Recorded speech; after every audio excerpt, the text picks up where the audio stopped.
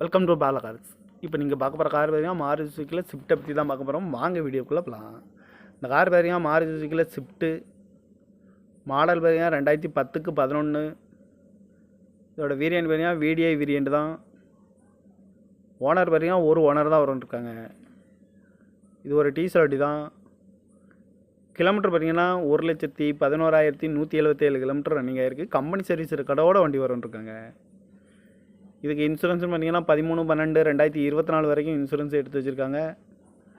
காரோட ப்ரைஸ் என்ன சொல்கிறாங்கன்னா 4,25,000 சொல்கிறாங்க. ரேட்டு குறைக்க முடியும்னு சொல்லியிருக்காங்க. குறைச்சி பேசி இந்த காரை பை பண்ணிக்கலாம்னு சொல்லியிருக்காங்க.